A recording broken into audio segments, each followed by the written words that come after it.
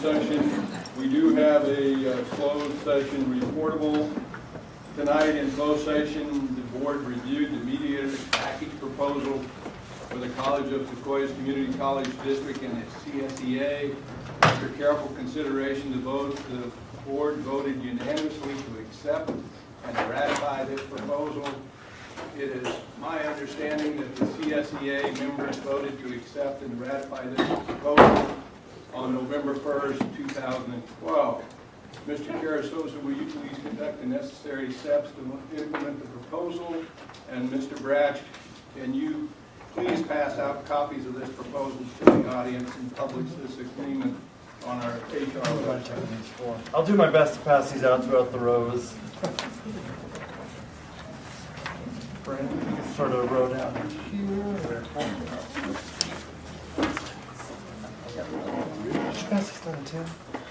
We can sort that.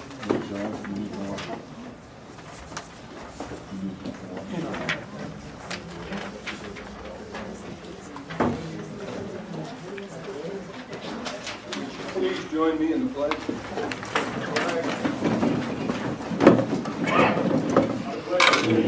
To the flag of the United States of America, and to the republic for which it stands, one nation, under God, indivisible, with liberty and justice for all.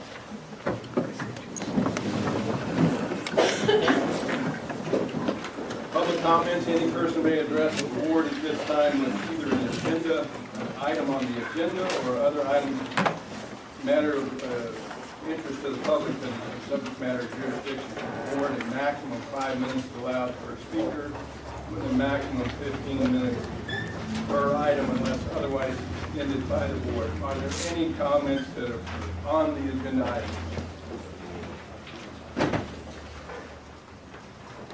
Please state your name. This is on the agenda, it's the public. Is it on the agenda item? Okay, it's not on the agenda item. Okay, that'll be next. Public comment? Yeah, that'll be next. So are there anything on, public comments for on the agenda item? Yes, I do. Okay. First of all, I am addressing you as the President Costa, that I'm going to be leaving. And I just want to share with the audience that there's good news. Community College League has notified us that with the passage of Prop 30, COS will not be facing any revenue cuts. It will be the same as the last revenue amount. Additionally, COS is in line to receive an additional amount of around $2.3 million. Also, the deferment monies will continue to be paid out, and there's a possible discussion of some COLA coming in, and that's being finalized. The second thing I want to address is agenda item 9, and I forwarded this to John and to the superintendent, that will read to the whole board and the audience.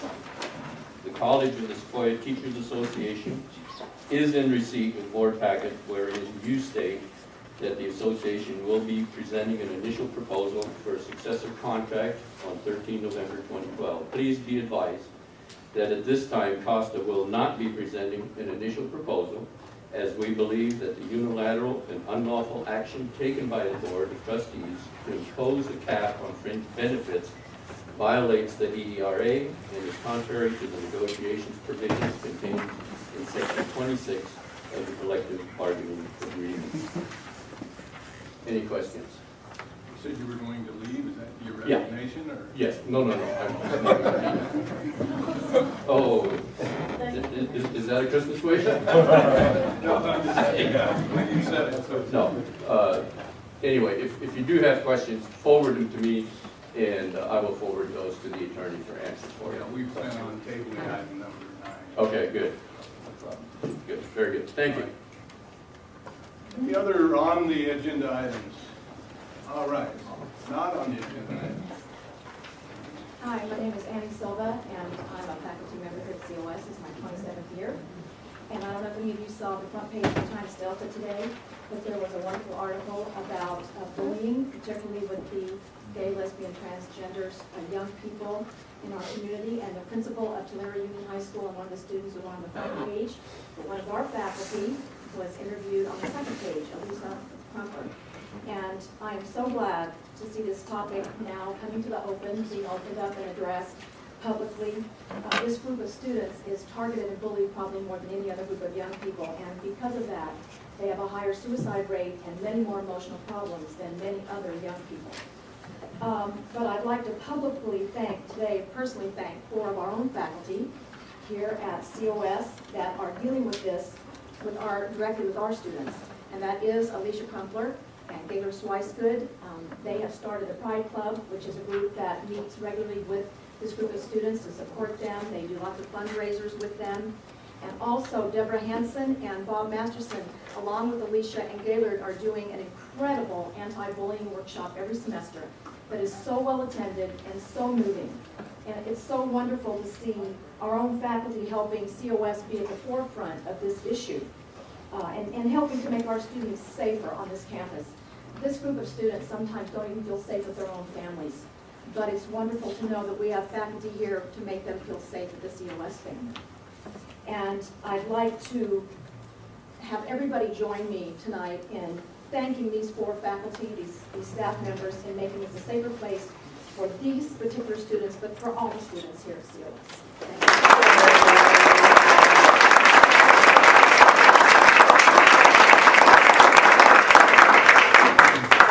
Are there any other public comments that are not on the agenda?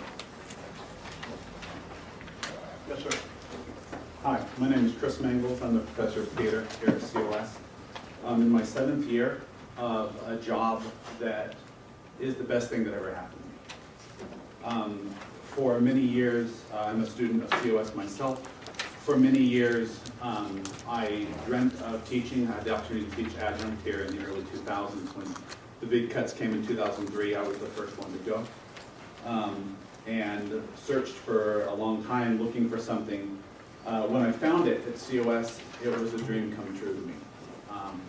Being back home, even though I live in Santa Monica, my family, my wife, my daughter still live in Santa Monica. Being back home from Exeter, Visalia, was the greatest thing that ever could happen. I'd like to address the elephant in the room, perhaps. The last 2 years since negotiations started to have breakdowns between COSTA and between the association and the district, I have found myself feeling more and more alienated from the community. I find that it feels less like the need to help the school and more like a battle between personalities. It's very difficult for me, a person who comes usually about 7 in the morning and leaves about 11 o'clock at night.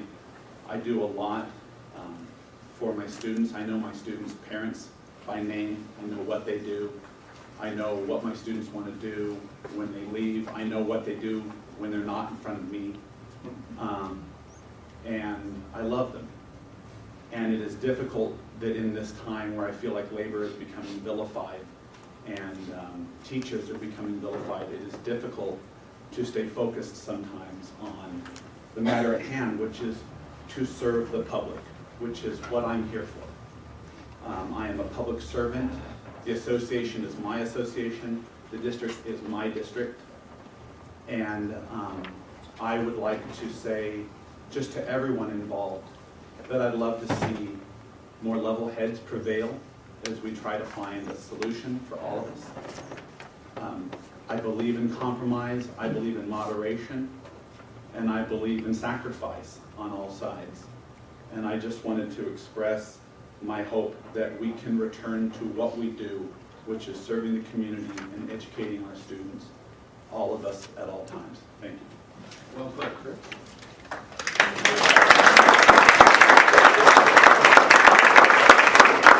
Are there any other not on the agenda items?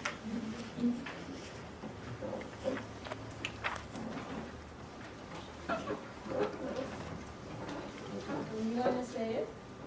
I'm a librarian at COS. What's your name again? Say it again. Milena Sayed. I'm too nervous to speak, so I have a clicker. Just a second, my colleague. First, I want to thank actually our superintendent for his honesty and openness with us. I really appreciate that, and that's why I felt encouraged to actually write a letter, but maybe it's better to read what I had in mind, and I hope you don't mind me sharing the personal letter. The problem that I see is not how terrible the current budget situation is, or how draconian the solvency plan appears to be. It is not even about the transparency of what is being planned for COS and the future of our students.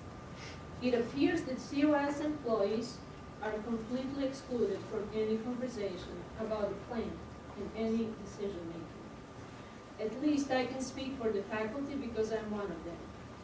I feel that our input and opinion are not important and valued. You need to know that it is very difficult to function on a day-to-day basis, struggling to offer the best service with much less resources, feeling helpless and muted. We are the ones who teach our students critical thinking skills and prepare them to take an active role in our community, while at the same time, we appear to be only passive recipients of more bad news. It is painful to witness how our union, I'm talking about COSTA, is being disrespected and even ignored, see that 20+ years of negotiations are being undone, the contract being stepped over, grievances kept on being filed, people being treated as senseless figures on a chessboard, our voices being unheard. I understand that you do consider the best interest for our students and our community, and that you probably have a completely different view, but this is how the situation looks like from my little gloomy corner right now. Thank you. Thank you.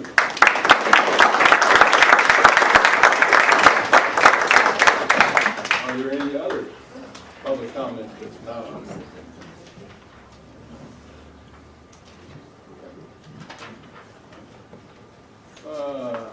Student trustee report.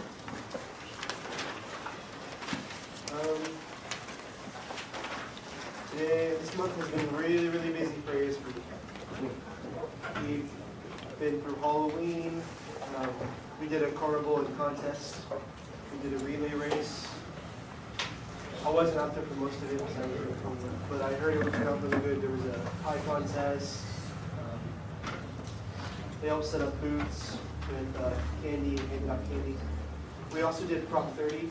The Democratic Club came into our open session and we went up to the corner within the mountain. We held out Prop 30 flyers.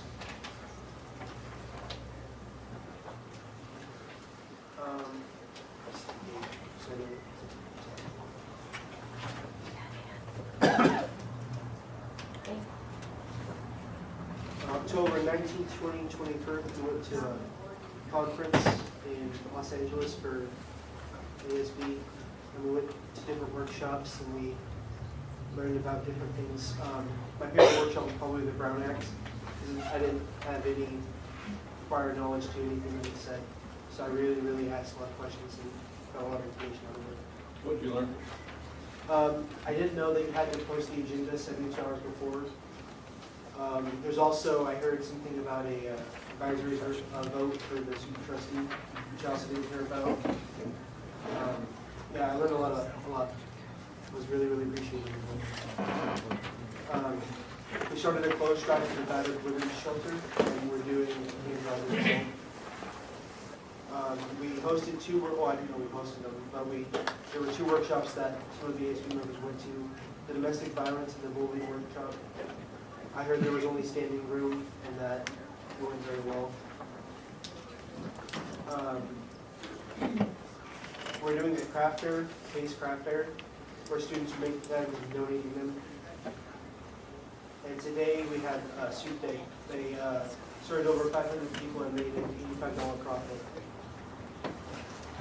Pride Club, Social Work Club, AGS, ASB, ASL Club, and some of the Pride Line members should have been helped. And we put together a student task force, student surveys for the student services. So far, Subway has been the overall winning score for those. And we're planning on COSI's Talent, November the 27th, where students can come into the coffee shop and show different talents, and we'll have judges, and we'll get prizes. And Christmas parade, we're gonna participate, but no presents. Okay, thank you. Any questions? Board member reports. Earl? I just wanted to remind you fellow board members about the county board workshop this Thursday evening. Those are very nice workshops. I think all of you received an invitation, and if you have an opportunity, you should attend, because they are very valuable and give you a lot of insight into various things. Anything else? I would like to just comment about the Tulare Auxiliary fundraiser in Tulare, where we honored Ken and Sue as the first Tulare Giants, and there was a tremendous crowd, over 200 people. I would just like to thank all the administrators that came and faculty and COS folks that were there. I think it was real helpful for the community to meet and greet and see teachers in classrooms, and the architecture program with the HIT there. I think lots of people left feeling real excited about what that's going to be in Tulare, and it was just fun to be in a venue where you could feel excitement and enthusiasm. I just want to congratulate Ken again. It was a fun evening. I mean, those people, the people from the community over there, they are excited about that center. So, Ken? Thanks, Lori, and I certainly appreciated the honor, but I was glad that that Sue was on that list, because otherwise the crowd might have been much smaller.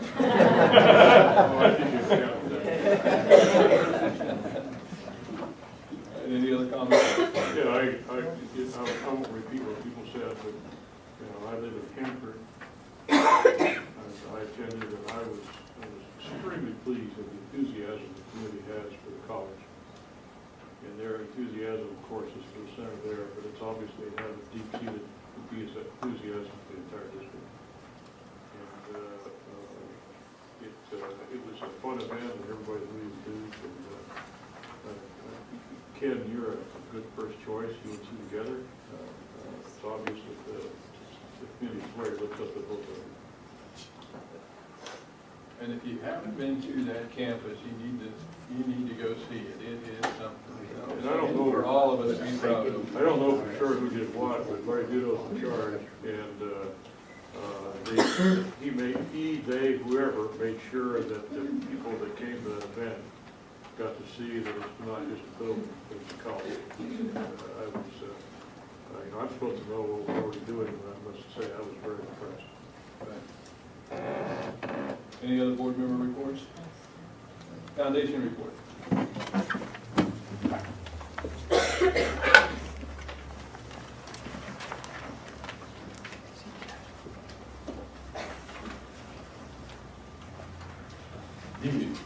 We have some good news. We just received $50,000 from Mary Arnett to increase her endowment for scholarships. That was a stock transfer to her account. We also received, Foundation also received a $25,000 grant, which we had applied for from Southern Edison, of which 4 classes will be added, one at each campus for the fall semester, and the rest will go to scholarships to engineering and math students. The Tulare chapter, we're in the process of revising our bylaws, and we're changing the nomenclature as we frequently do at COS. Instead of auxiliaries, the 3 divisions of the foundation will be called chapters. We want to be more inclusive. People felt like they were not part of the foundation, that they were part of a separate organization, and we don't want to. We want to bring that all back together, that they're all foundation board members. The Tulare chapter did a fabulous job of putting on the event in Tulare. Almost every board member, every foundation board member participated, and even though this wasn't supposed to be a fundraiser. We didn't, it was Brand Am Fund, and we made about $16,000. And that will go toward that campus. As a result of that event, we have had many inquiries. In fact, we're meeting tomorrow with people who are interested in donating for specific classrooms or for specific areas. Robert and Sherry Bell have already given $5,000 for one of the smart boards we're buying in her classroom.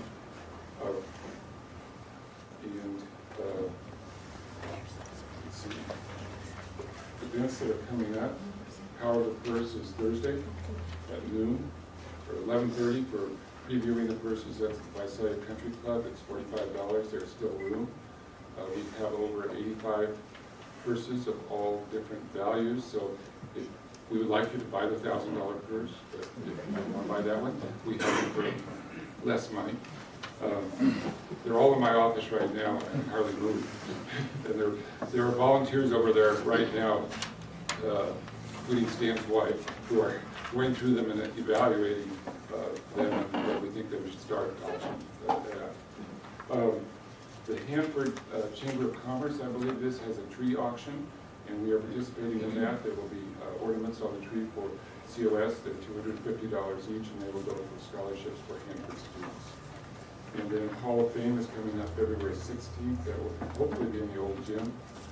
And we have several recipients with recipients of the Hall of Fame membership. And as I said before, we're in the process of revising our bylaws to reflect how we really organize and how we really work. So we want to thank Tom Rogerson for all the work he's done on that. He's on our board and he's donated a lot of time and help. Good to see him. Thank you. Any questions? Thank you. Accreditation report.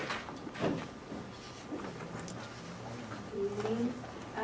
Before I started, I wanted to thank Amy Silver for her comments about the faculty. I was able to go out to the soup line today and serve soup for 30 minutes with the faculty and students, and I'm so impressed with the incredible work all of the faculty members are doing, along with all of the students of our student community. While I was there, I gave out 150 cups of soup, so it was really a great event. As far as accreditation, we should have our, sorry, I have a handout, I apologize. This is the most recent document that shows our accreditation recommendations and the standards that they connect to, and also a tentative list of the different groups on campus who will be taking a lead on the different recommendations. As you recall from our meeting, we had 3 commendations from the visiting team for our student services programs, for number 2, our facilities and our vision with facilities, and number 3, the President's Monthly Forum with the students. Under our recommendations, the first was on student learning outcomes, and tentatively we have a list next to that about who will be taking a lead on researching, planning, and doing some assessment about the recommendation. So in this case, IPC is the Institutional Planning and Effectiveness Committee, and I co-chair that with the Academic Senate Vice President. Institutional Planning and Effectiveness Committee, our charge is accreditation and the process of accreditation. So that committee will be responsible for overseeing the majority of it and working with the different groups. So, for example, in student learning outcomes, we'll work with Academic Senate, our Outcomes and Assessment Committee, to address this particular recommendation. Our second recommendation was on improving campus dialogue, which we would work with College Council.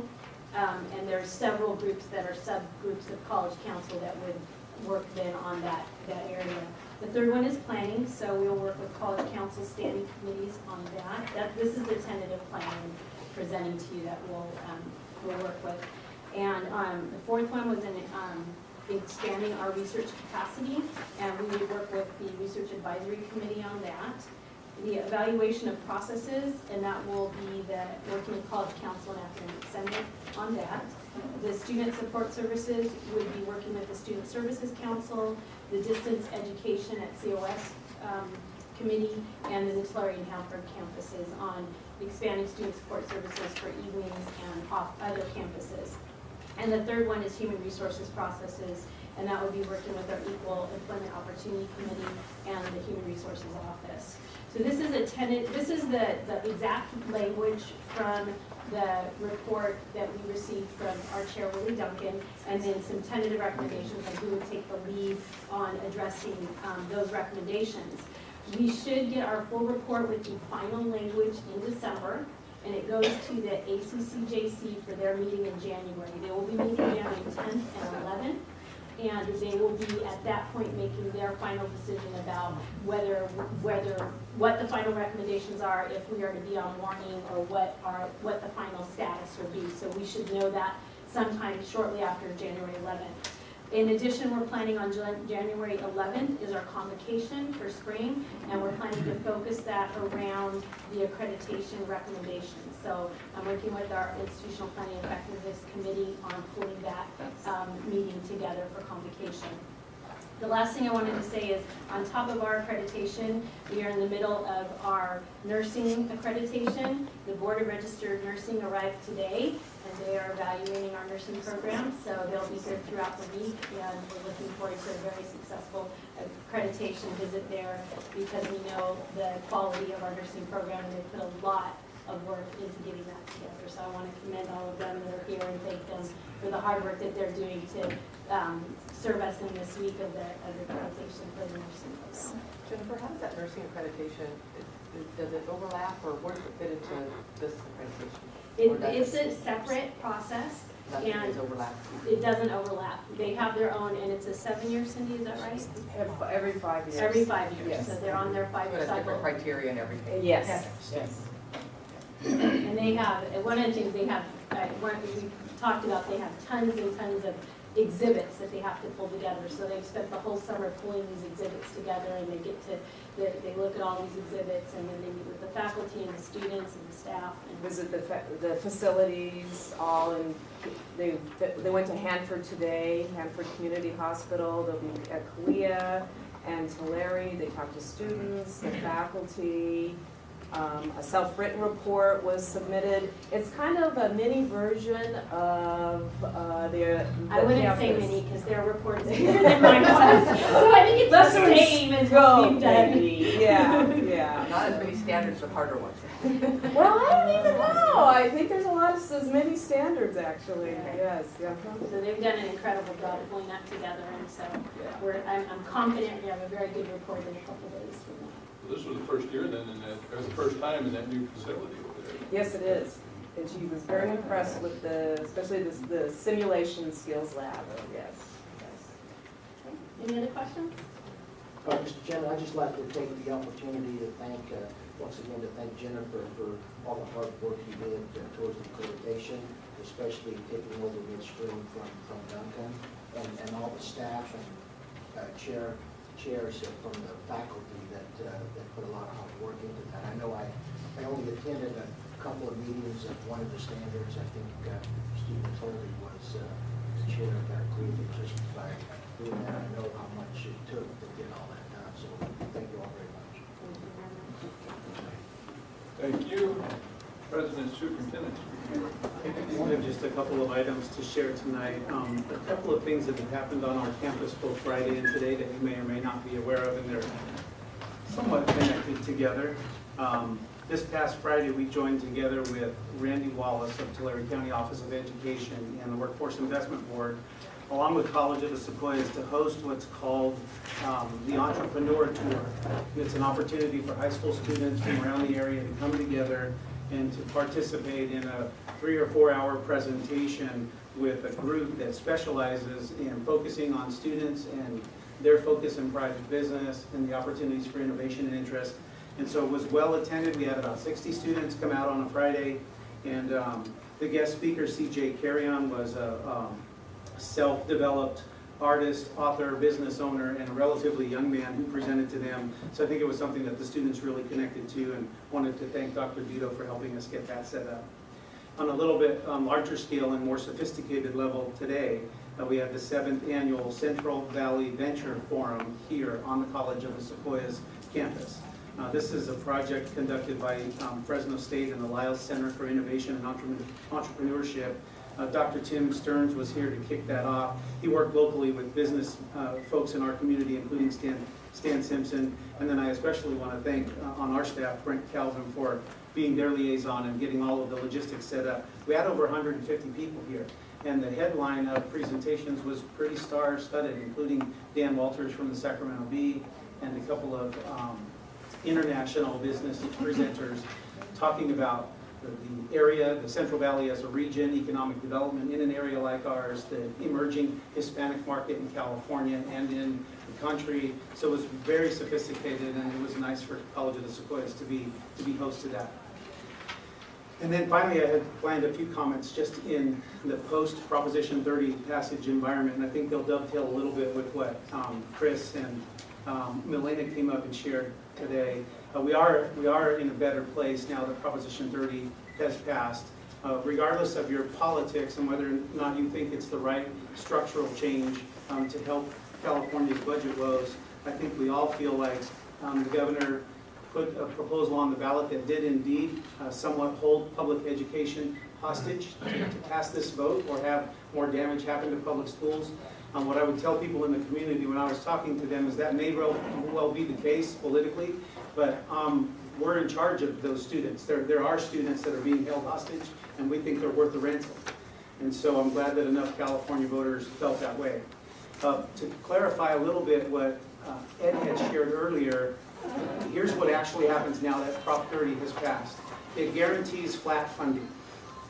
And all of you who have been reading the literature, what you know is flat funding means that there are a series of cuts now that won't come to our general fund that we had anticipated may come before the passage of Prop 30. There isn't any new money, so the only thing that wasn't quite accurate in Ed's comments is there isn't an additional $2.3 million. It's $2.3 million that was due us that's now guaranteed, according to Prop 30, guaranteed to come. And that maintains our funding at a flat level. So where it will look new, though, is in our solvency plan. Tonight, we're going to do the second reading of a solvency plan that was a worst-case scenario plan. And the good news is we're going to be able to table that. There's no reason to adopt a worst-case scenario plan when we have a better scenario. So we'll be coming back to the board in December with adjustments to that plan. And I think there'll be appropriate adjustments, just our best recommendations for the board to consider. Prop 30 does bring an additional $2.7 million in general fund income and about $350,000 or $400,000 in what the budget or the governor's budget calls growth or restoration money. So about $3 million coming back to us, which is good. The structural deficit we've been sharing with you from the very beginning is $4.5 million. If you subtract 3, that leaves us with about 1.5. As we've been sharpening the pencil, it looks like it could be 1.5 to 1.7 million is our real structural deficit. So we still have to figure out how to fix that. But it's a much better scenario than what we had before. In the fiscal solvency plan that you saw the first time, we were also still using reserves. We were spending one-time restricted reserves on ongoing expenses. One of those reserves was the other post-employment benefits, which is our actuarial fund for retiree health benefit costs, and the other was money restricted from Measure I. So whether or not we want to still use as much of those one-time reserve monies for ongoing expenses will be part of the adjustment and consideration that the board needs to make. So it looks better, and we'll be working on trying to improve that. You know, to the question about participation in the process, I guess one of the things that I would share is what I'm learning about, especially about the community college system and our campus in particular, is so much of the decision-making isn't really in the shared governance model or the participatory governance model as much as it is intertwined with the collective bargaining agreement.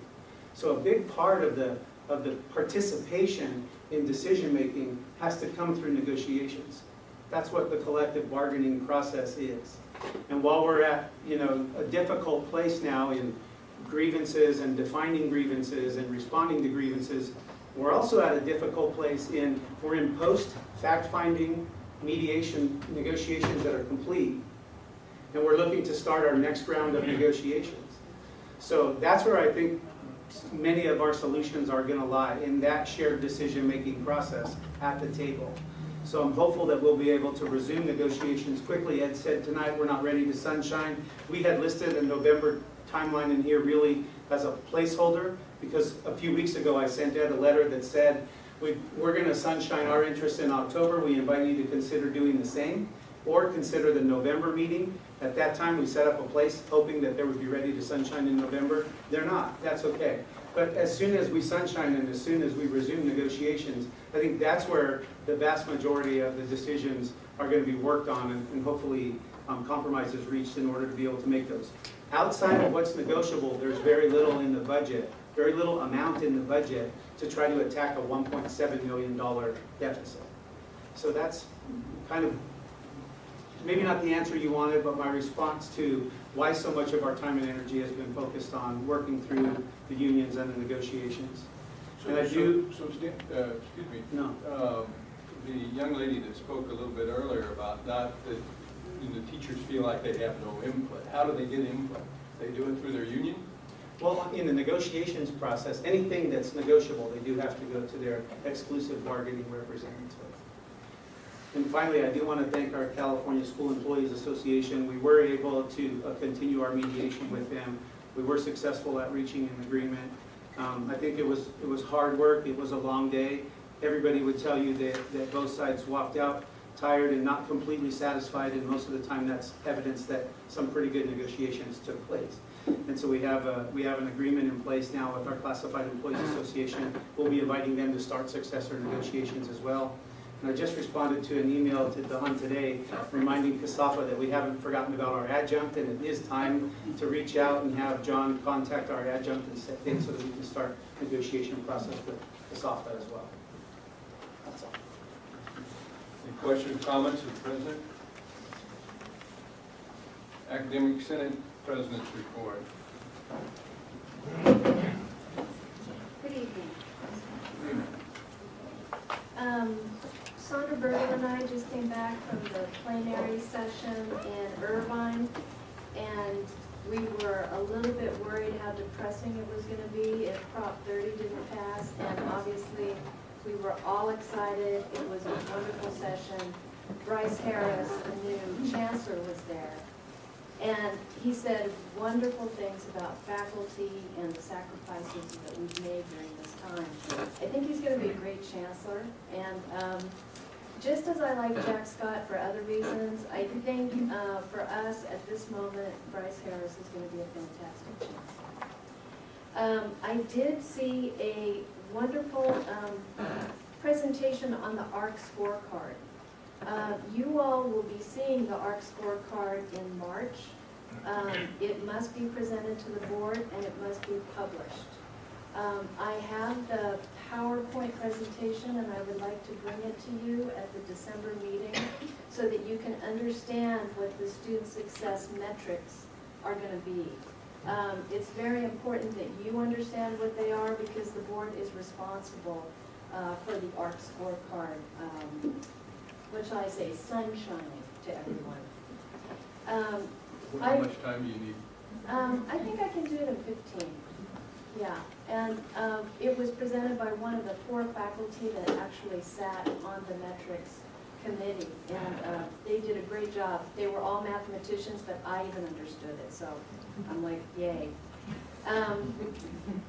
It's very strange, but some things come back, and the sustainability agenda for the state of California has come back. So the 60s hippy-dippy people are back. And I went to a really wonderful session on that, and sustainability on our campus right now is through things like Soup Day and also some things that Kayla Pace has been looking at, such as a food bank and some other things. And I'd just like to thank Paul Tidwell and Jeff Basham. They are advisors, and also the ASB for the work that they're doing with sustainability, so thank you. Why are colleges placed on sanction? This was a great breakout on accreditation, and I bet you can't guess what the 2 main ones are for right now. It's not SLOs. It's planning, which we are giving a recommendation for, glad to say we're not getting a recommendation for boards. It's interesting because we have 3 colleges that may close, San Francisco City College being the largest. And one of the suggestions that came out of that discussion was somehow they had engaged in a type of shared governance that damaged them. I'm here to say that that is not what damaged San Francisco City College. Shared governance is a good thing. And I have to differ with our president on this issue, that the voice of the faculty is split between the union and the Senate. There are Senate issues and there are COSTA issues, and we know what they are. We will be bringing to you a series of, what shall I say? They're going to be resolutions from a shared governance task force.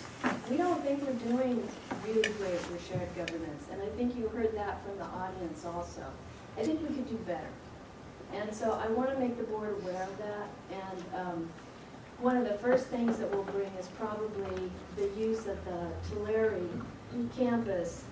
It's a resolution that I sent you about a month ago, and we'll be talking about that a little bit. But I do think shared governance is alive and well, and I don't think it has anything to do with the closing of San Francisco City College. I think that's it.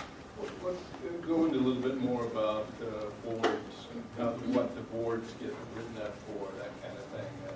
Well, in Compton, there was malfeasance, which is what closed the Compton College. And in San Francisco, I believe the president is actually going to jail. So these are President of the board? The president of the college, and there was malfeasance there too. No, but it's interesting. There were 20 colleges that were placed on sanction for planning, the lack of planning. And I think that what we've done in the past is make a lot of backdoor decisions that nobody was privy to. And I think the more that we make those transparent, the more we can live in a good shared governance atmosphere. And I know that that's one of the things that our president has said he wants to do, is make everything transparent. And I applaud that. I just don't think we're there yet. Any questions, comments? Thank you. I'm assuming we won't hear from Costa because we've already heard from him. Is there another rep? Okay.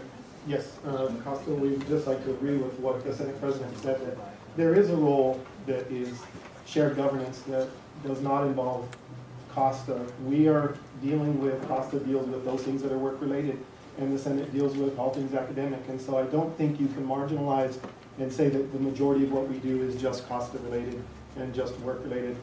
We work well together with the Senate. We value what the Senate inputs. Many of the COSTA representatives sit on Senate, so that we make sure that we can coordinate and triangulate information to make sure that we each understand our respective purviews and what's covered, and we even send out information to all of our members about what's under which purview under Senate and what's under COSTA.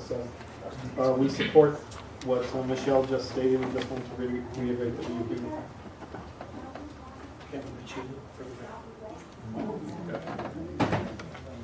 CSEA President report.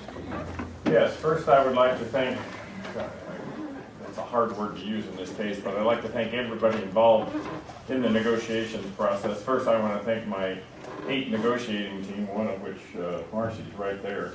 She can attest that for the last 2 years it has not been an easy process from your end or our end. I mean, we're in difficult times, but I'd like to thank the team. I'd like to thank the membership. There's 170 of us out there that are scared and see what's happening. And so this is not, it's been change and compromise, and fear is a debilitating factor. That's why we all need to work together in order to get past it. Also, I'd like to thank, through the last 2 years, the Honorable Judge Bratch here and Brent and Stan now, who have come on board. We've tried many different compromises along the way. Some were about to work, and then the state devastated us. Some didn't go anywhere. And I'd like to thank Joe Rios, who was our mediator, who came in, and I don't think without him we would have come to this compromise, because I think both sides were far enough apart. And I'd like to thank the board for considering the mediator's proposal. It was not an easy one for either side, especially for our side, because this has been a topic that's been one that was the least favorite in my 20 years. I mean, salaries and benefits are the biggest thing out there. And we are a people-run organization, so that's the way it should be. But I just want to say thank you to all involved. It's been a hard process. I know we're not done with it yet. And as always, CSEA stands firm that we will continue to work with the district to find solutions to the problems we have ahead. But the key to that is working together. And as I stated at a previous board meeting, the COS family, when it works all together, achieves greatness. We've proved that in the past, and we need to get back to that and prove that for the future. Thank you.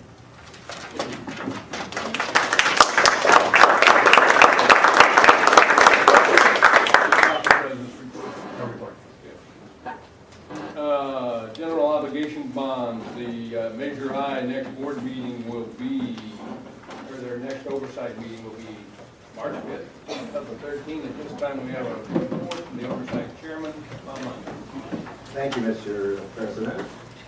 And one of the things I wanted to cite too is your president, Stan, was honored at the Boy Scouts of America for a dinner, which was well attended, and a lot of people there, and gave a lot of money to the Boy Scouts of America Sequoia Counseling. So congratulations to him and his Boy Scouts. This is, I believe, the third time that I brought a report on Measure I, as chairman of the Oversight Committee for Measure I. And I've worked with 3 superintendent presidents in that short time. We had, of course, obviously Bill Scroggins, and then Brent Calvin, and now Senator Sosa, all of which have been very good to work with and very supportive of our committee, and provided all of the materials and information that we needed to make our recommendations and decisions. This is the annual report, they say to the board. You have it. You probably had a chance to read it through it, so I'm not going to obviously go through the entire report, but I would like to make a few, or have a few highlights for you during for the report. First of all, we are not meeting as frequently now as we had at the outset, because obviously a lot of the projects have either been completed or well in progress, and therefore we haven't had to meet as frequently. But we did meet this last year. We met, I think, a year from last September. Then we met again in March of this year, and then again this September. And there will be another meeting scheduled for March, I believe, of 2013. And at that time, some of us will be termed out of office at that point. But I think that, as I've said, most of the work of the committee has pretty much well been completed at this point. If you'll look at your report, if you have it there with you, I wanted to also point out that there will be an annual audit, which had begun back in June and will be completed next month. So you will be receiving that information also on all of the various projects of Measure I. But as you look down through the projects, and you can see the various items, the money that was encumbered, and what is presently still available. And I think I've counted only about 6 items on that long list that are still in some way in progress. Your Kern building, the update of that project there's still some work to be done there, and you have some money available balance. The annual computer lease, of course, is something that's ongoing. The COP payoff is also an ongoing item, so we'll continue on that. The gym is pretty well, everything was to be done there, in addition to what the state did, has been pretty well completed. There is, I think, a little money left and may need a few additional items that will be available to the gym. And then, of course, the scheduled maintenance, and this is, I know, very important now that you've been having to really scrape the budget in order to keep up with just the normal maintenance of the facility. So there is some additional money available there that can be used for that purpose, for whatever priority projects that you have, the board designates. And then the bond general expense, which is, has some $23,000 left plus in that. One thing I would like to mention too is I think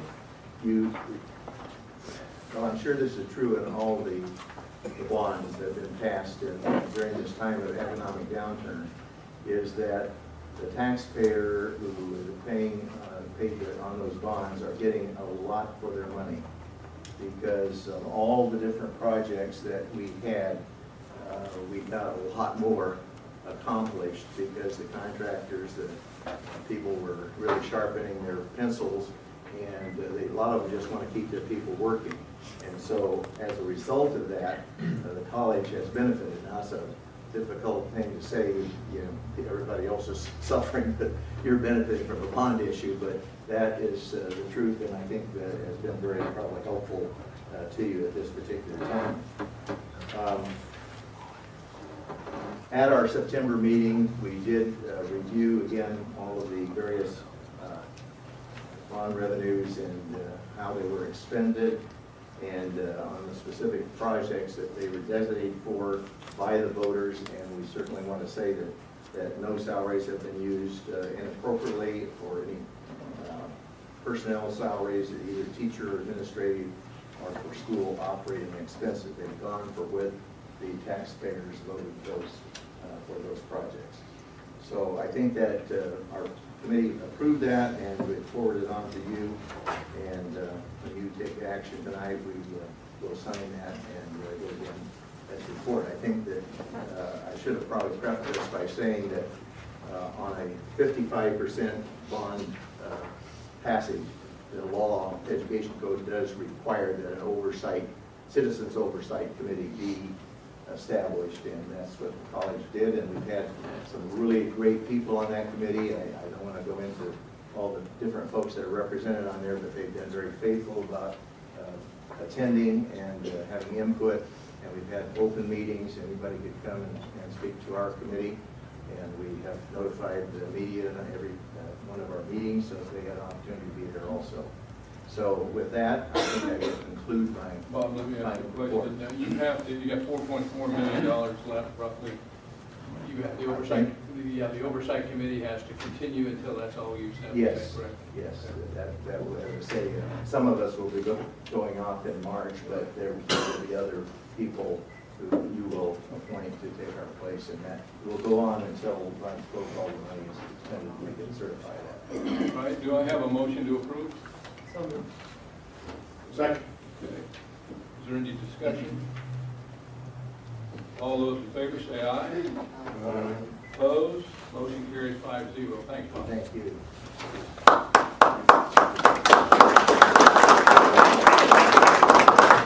Okay, now we move on to Measure J. Their next meeting will be February 25th, 2013, and Tony DeRose is here. I do. Their reports. Hi, Tony. Good to see you. Good to see you. I will apologize so that you know where my priorities are. I got a call from my grandson this last weekend. He's coming out for Christmas, and he asked me if I could grow a beard and look like Santa Claus when he gets in. So that's the reason for this. But it's also to help prove to my family that it's not entirely white. So I'll accomplish his. It's not long enough to tell yet, though. We'll see. We'll wait. I have, you all have in your packets the Oversight Measure J Committee activity report, which if you have any questions on that, if you've had a chance to look at, it's very simple as to the meetings that we have. For all of you to know, the project is on schedule, and what was mentioned before, if you have not had an opportunity to go out and look at the campus, please do. I think I can speak for the entire community of Tulare as to how proud we are to have that there. It is an incredible campus with a great future. This was handed out earlier. We got these as well as our last meeting. I love this, and I have used it. I actually kept it in my briefcase so that when I had questions about how big is it, here it is, what is it going to, how many classes, here it is. So all of those things in this great, great little handout for you to see. But I will answer any questions on the activity report that you may have. So you have 24 million left?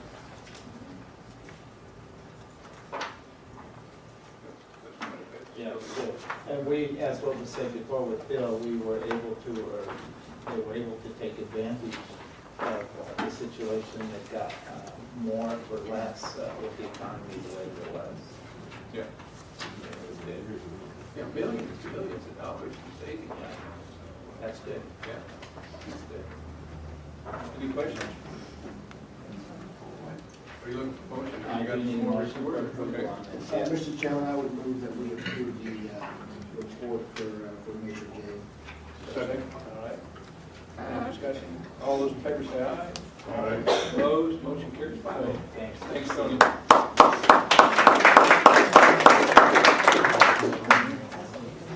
Okay, information items, quarterly financial report. How are you?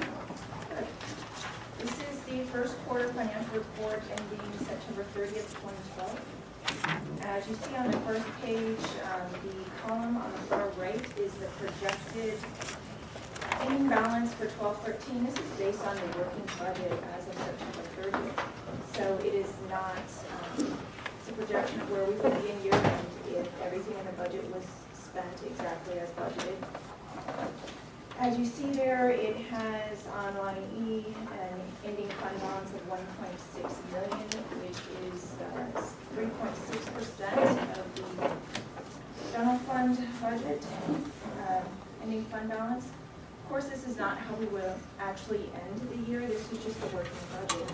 So this does not have in here, it's not been updated for the passage of Prop 30. It doesn't have anything in there to do with the budget solvency plan because that has not been approved yet. The benefits caps are not in there as of yet.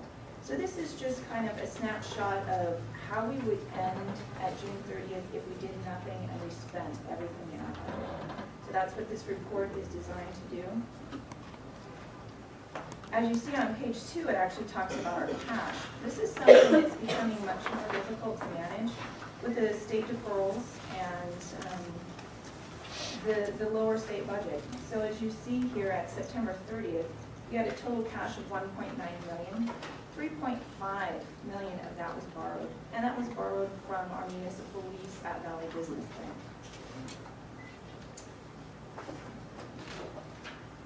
The other items on the report, if you look at page 3, is that we did settle the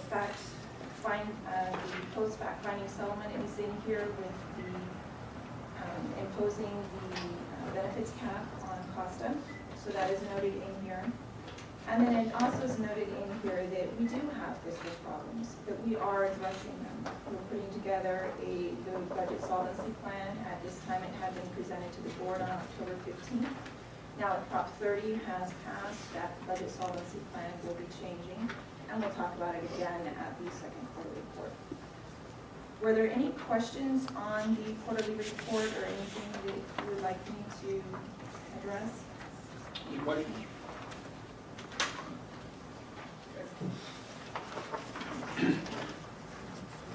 No questions.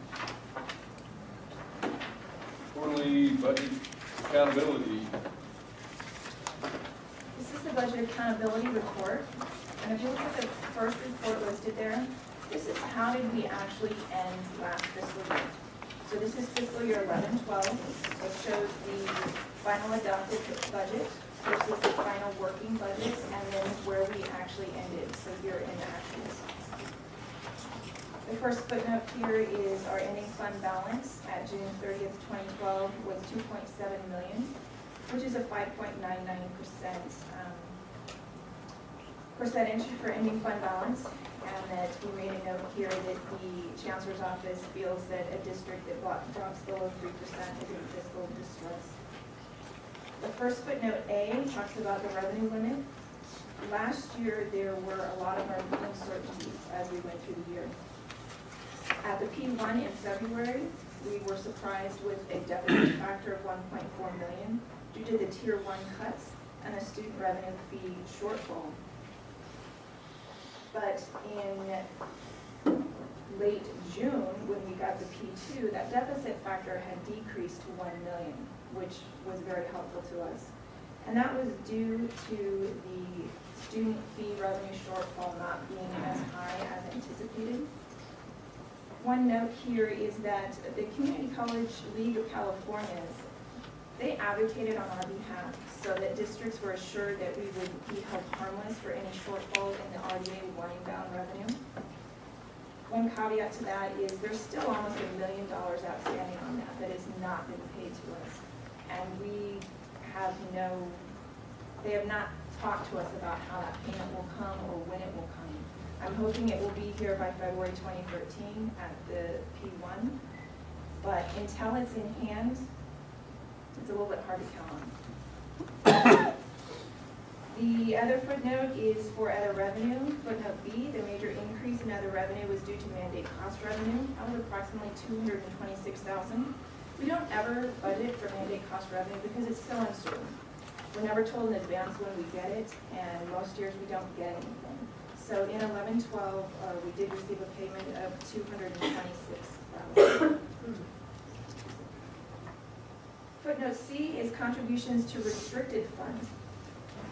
In fiscal years where a categorical fund has a shortfall, the unrestricted general fund will contribute funds to cover the shortfall. The Disability Resource Center had a shortfall of $205,000, which was covered by the unrestricted general fund. And then Shaw Development Center had a shortfall of $156,000. This is primarily due to the decline in enrollment because of the facility being moved to the Heart of the Valley Church. The projected shortfall for 12-13 for the Child Development Center is only $12,000. They've achieved that through attrition and some layoffs, actually. And then the total fund balance drawn. The drawn ending fund balance was reduced by shifting allowable general fund operating expenses to the Visalia bond. Those items were technology, $725,000, and COP payments of $413,000. Were there any questions on that report on how we ended 11-12? No. Next report, this comes to the board monthly. The quarterly, we pull it out as so that we can present it to you. Just to highlight a few items. This always compares what you're going to be asked to approve tonight at tonight's meeting versus what you approved in October at that meeting, and shows the differences. The increase in other revenue of $2.1 million is primarily due to the carry forwards of categorical budgets of $1.6 million. And then increases in categorical allocations of $385,000. And then the student material fee revenue went in of $56,000. The corresponding, the other note is that our fund balance draw did increase slightly by $3,000. And that's due to carry forwards for the drama overtime budget, the tutors for University Prep High School. The reason the tutors were carried forward is that's actually funds that TCOE gave us last year, so whatever wasn't spent was carried forward to the new year. And then $1,700 for football helmets. The corresponding increase to expenses of $2.1 million is due entirely to categorical carry forward and the increase in the allocation, and then the student material fee budgets.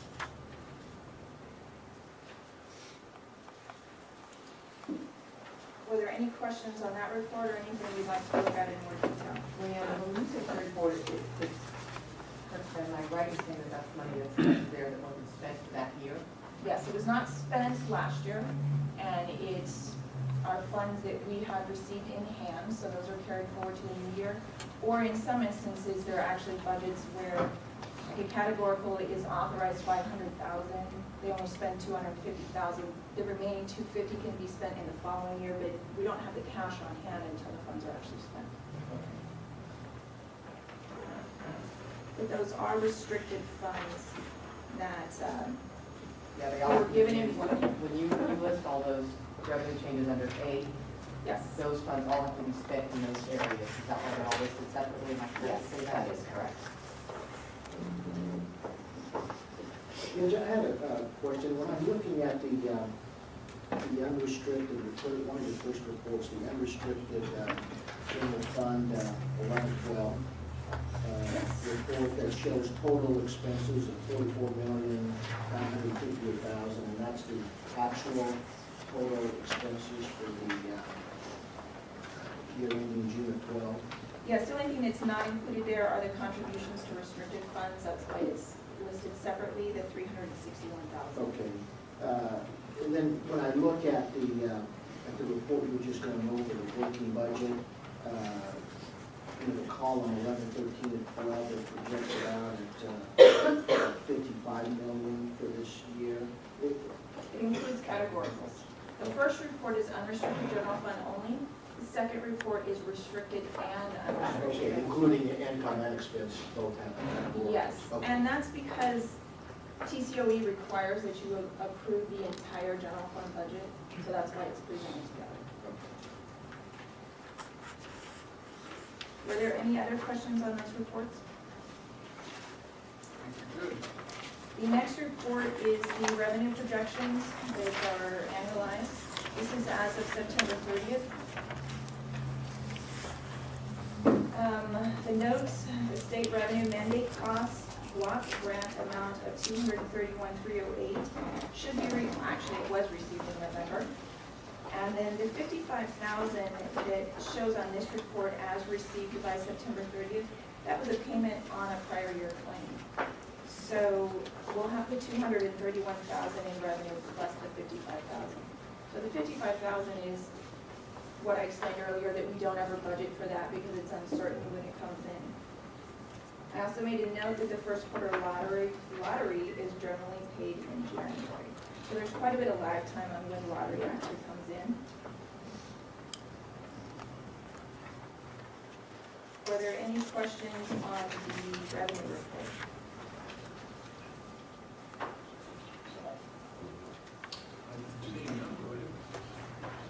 The next report is the annualized expenditure report for unrestricted general fund. This is looking at projecting out our expenses through June 30th and comparing them to budget. As you can see, we look pretty good except for benefits, are over budget by $703,000. That is due to the way that the OPEB trust would reimburse us for the pay-as-you-go for retiree expenses. So those are not budgeted in our budget, and that's $1.3 million. But we're paying that right now, and then at June 30th, if we decide that the OPEB will pay those, we would then request a drawdown on the OPEB, and they would abate against our benefits. So our benefits expense will actually go down by $1.3 million at June 30th, if it's decided to go that way. The other expenses are in line and show that we would be within budget. Were there any questions on this report? Go ahead. The next report is the quarter ending financial report. It's ending June 30th. This you did not see yet, is why I'm presenting both of them. This just lays out in one sheet where you can see a snapshot of each of the different fund groupings here. You see what we've already gone over. General fund had a June 30th ending fund balance of $2.7 million. Total cash of $1.6 million, but as you see in the footnote, the majority of that was borrowed. Are there any questions on this report?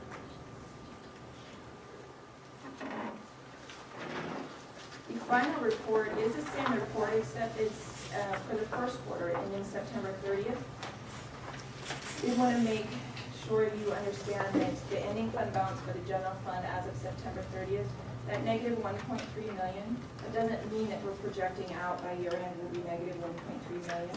This is just a snapshot of the ending fund balance at a moment in time. So that's highly dependent on the receipt of revenue from the state.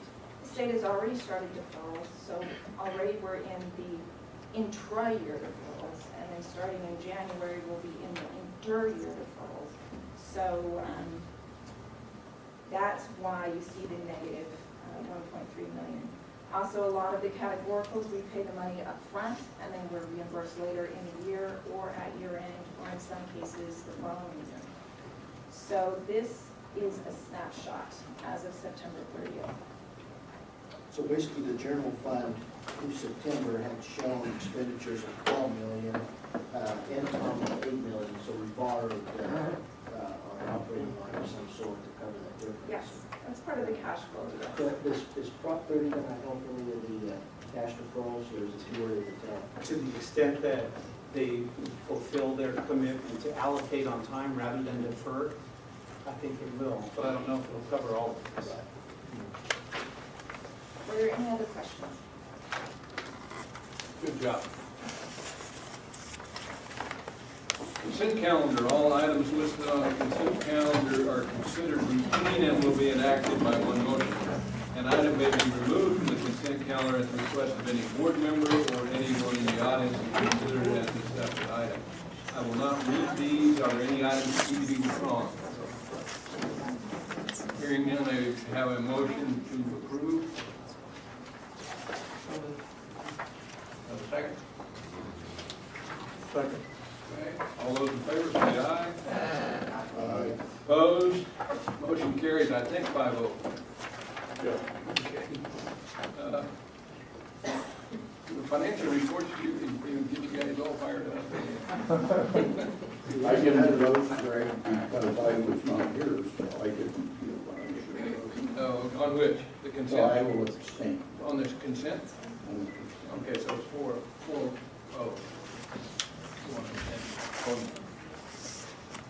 Yeah. All right, action items. Approval of the 2012-2013 fiscal solvency plan. Calvin. Well, as we mentioned several times tonight, Prop 30 has changed our plan for our second reading of the fiscal solvency plan. Obviously, the numbers are going to change, and we respectfully request from the board the ability to come back in December with more accurate numbers. I do want to just state for the record, though, that even though Prop 30 passed, and that is great news, obviously, we're not going to get cut by $2.7 million more. We have a little bit of restoration money, about $350,000, $360,000 coming back in. That's great news. But it really doesn't do anything about the $4 million we lost last year. So we've still got a structural deficit of about $1.5 to $1.8 million. We'll flesh the actual numbers out a little bit more between now and December and bring back a plan with nicer numbers, but following kind of the same framework. We feel like the framework in our original fiscal solvency plan is a good one, and it's really necessary. We feel like it's a big reason why we didn't get a recommendation from our accrediting visiting team, because we were able to show that we were on top of the changing fiscal climate in the state. So with your approval, we'll come back in December with the framework similar to what you've seen, but certainly with different numbers to reflect the passing of Prop 30. Do we need a motion for it? Yeah, we do. Mr. Chairman, I would move that we table the 2012-2013 fiscal solvency plan as described by Brent and get a revised report. Okay. John, do you have a comment? I was waiting to see if he made the motion that this is something really serious. You know, this is a tool that the whole college is taking really serious as a tool to help us solve our structural deficit in the future. And Prop 30, of course, is very welcome news that enables us to attack our shortcomings in different ways. And I applaud the staff for wanting to take this so seriously and to take real numbers and come back and give us fresh ideas about how to deal with it. Because of having $3 million more to work with, we can actually maybe look at the priorities of what we want to deal with too. It might be different when we're not just trying to survive, but instead of trying to fix the college. So I guess I'm speaking in favor of the motion. All those in favor say aye. Aye. Opposed? Motion carries 5-0. We'll table item number 8. Item number 9 has been requested that we also table item 9. Do I have a motion to do that? Move to table item 9. Second. All right, all those in favor say aye. Opposed? Motion carries to table item 9. Item 10, public hearing on the district's initial proposal for successor contract with Costa. Mr. Gratch. Thank you. At the special board meeting on October 15th of this past year, the district sunshine its initial collective bargaining proposal. The board was given a copy of that proposal, as well as the audience, as well as the Costa president. At the October 15th meeting, I went over the district interests. And I'm not going to reiterate those. They are included within the agenda item. But this time, I would like to point out that after the October 15th meeting, the district sunshine proposal was available for review by the public in the Office of HR from Monday through Friday from 8 to 5. So the public has had plenty of time to review this proposal if it wished. We're here today for the public to have an opportunity to address the board with any comments or concerns they may have on the initial collective bargaining proposal that was presented to the board on October 15th. So at this time, the President would please open this meeting up for public comments. Okay, I'd like to open a public hearing. Are there any public comments?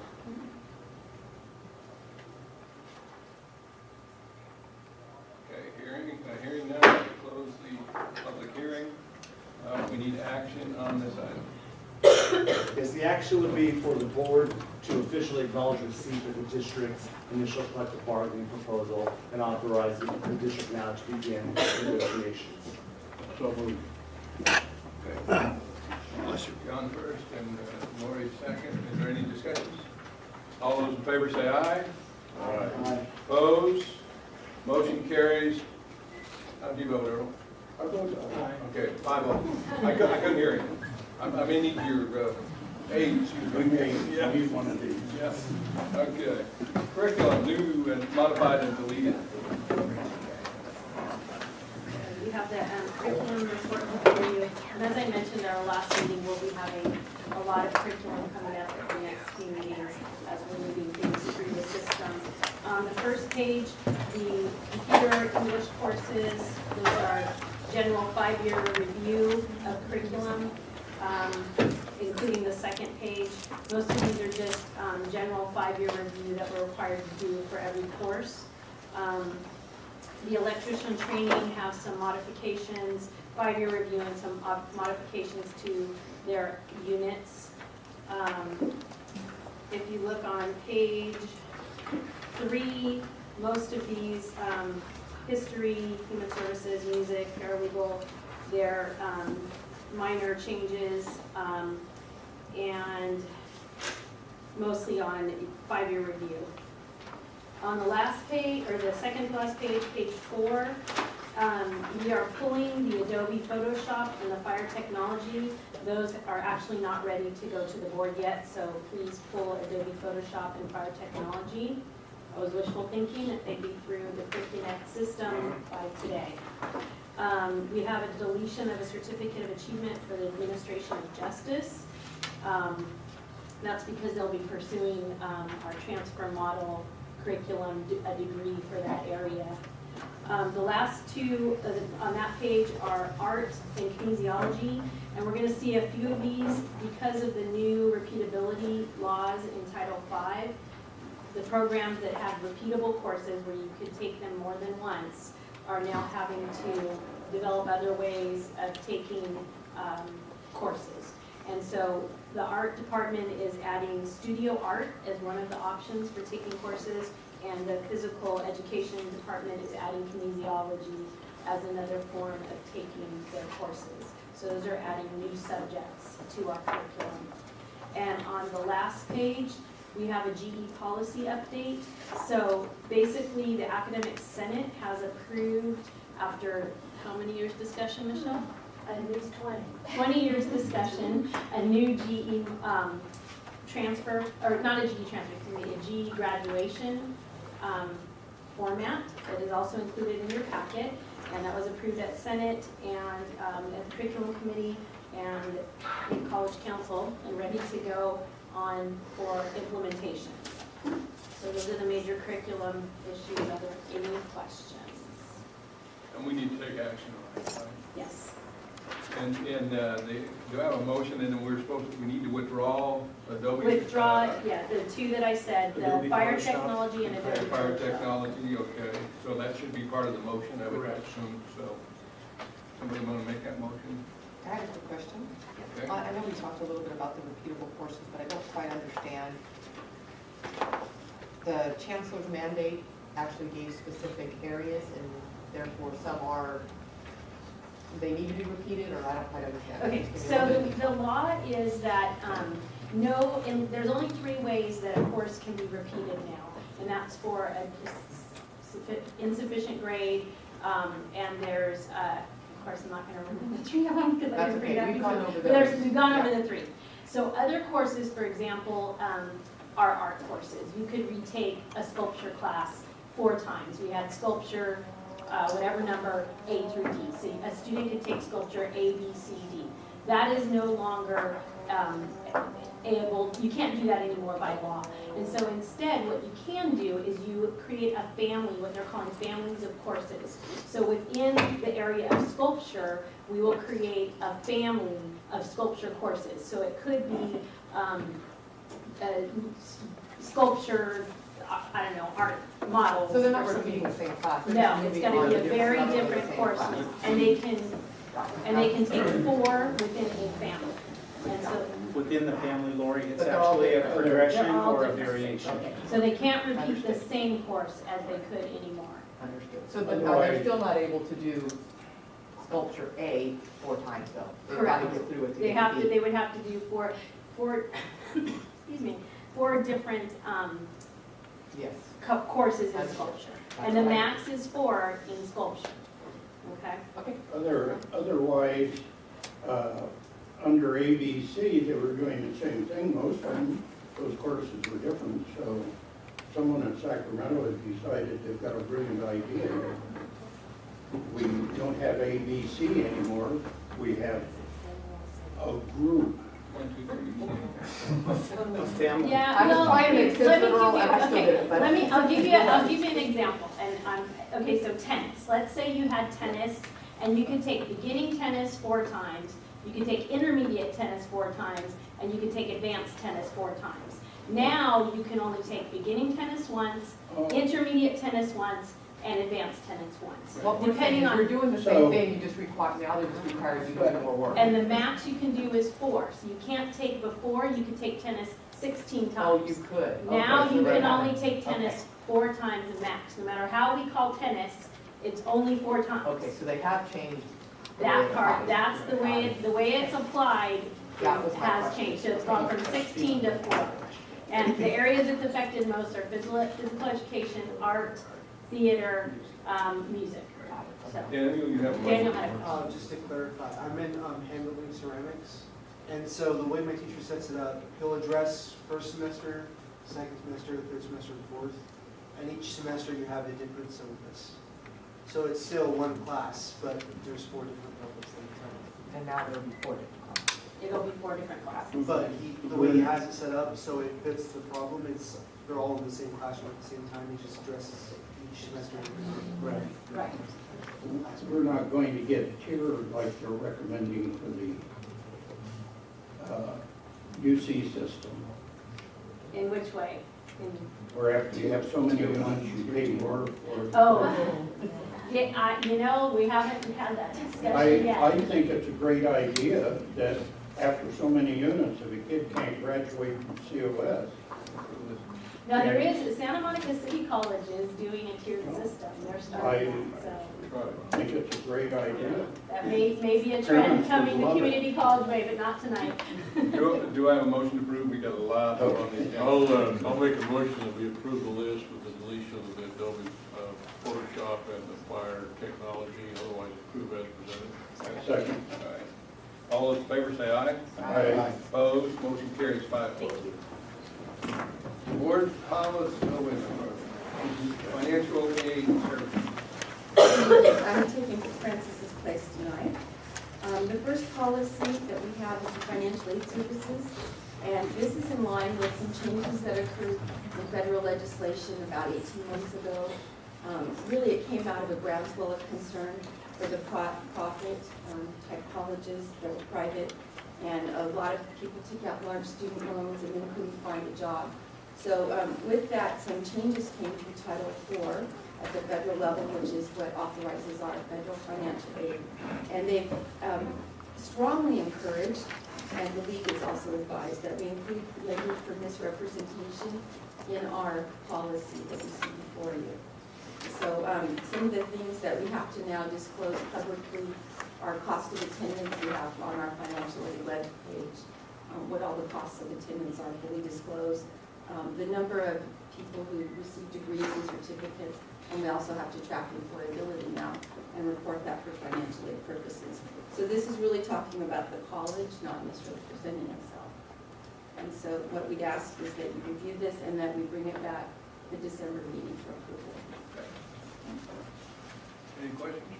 So moved. We got a motion? Yeah. We need a motion. First reading. First reading. Sorry. Okay. Okay. Well, we need to, we actually don't need to formally pass it on the second reading. You can't. So we need a motion to formally pass it on to I the thought we second. usually did, but maybe we don't all the time. Well, you should. I think we do. Okay, Okay, let's so do moved. it. All right, we got a second? Yes. Okay, all in favor, aye? Aye. Opposed, motion carried. Moving on to the next one. The next board policy is off-campus student organizations. This policy is legally required, although we do not currently have any off-campus student organizations. We're still required to have it, and we disclose that our local law enforcement, the district works with those. What, give us an example of that. If somebody's having an event off campus, that we would help monitor and assess if there was any type of criminal activity. And Lori, the most common would be a Greek house off campus. Okay, okay.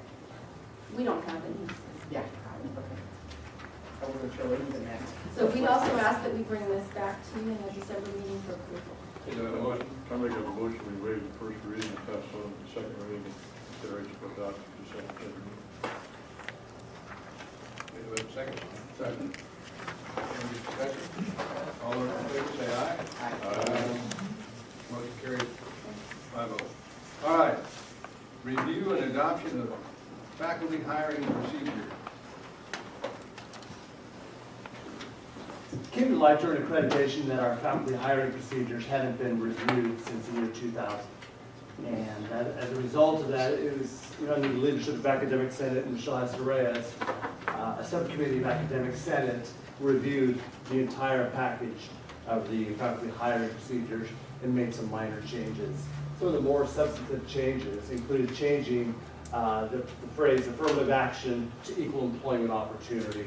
The law had changed with regards to affirmative action, and the language we had been operating under was outdated. So we made those changes throughout the hiring procedures. Other than that, there were a few minor changes, but not really substantive changes. I just felt it was a good opportunity to bring this to the board's attention, to review the current faculty hiring procedures we have, which were jointly prepared by the Academic Senate and the Office of HR.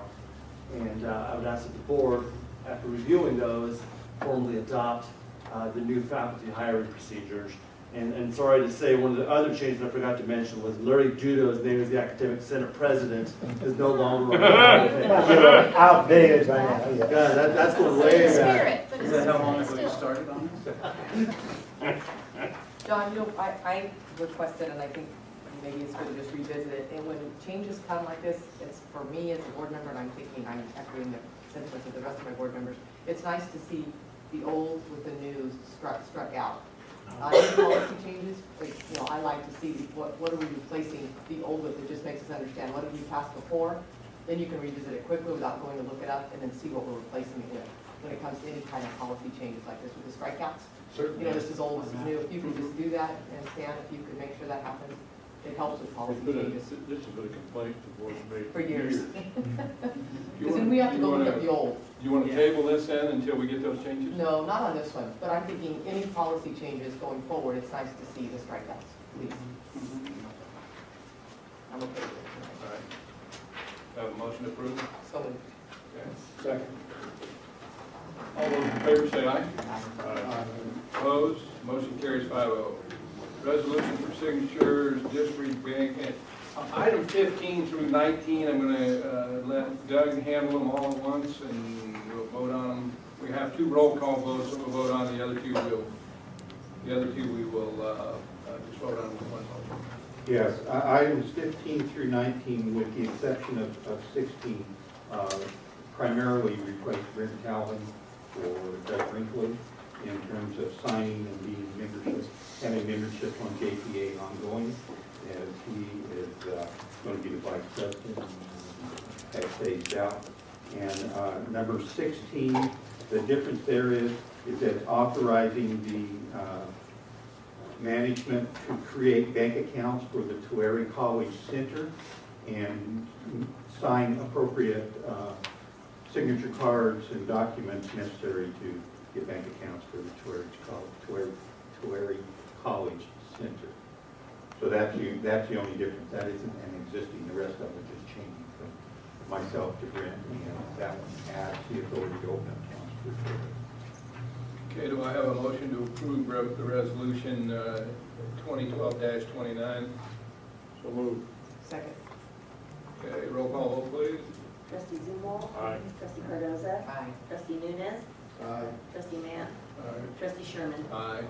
Do I have a motion to approve resolution 2012-31? So moved. Second. All right. Roll call vote, please. Trustee Zumwalt. Aye. Trustee Mann. Aye.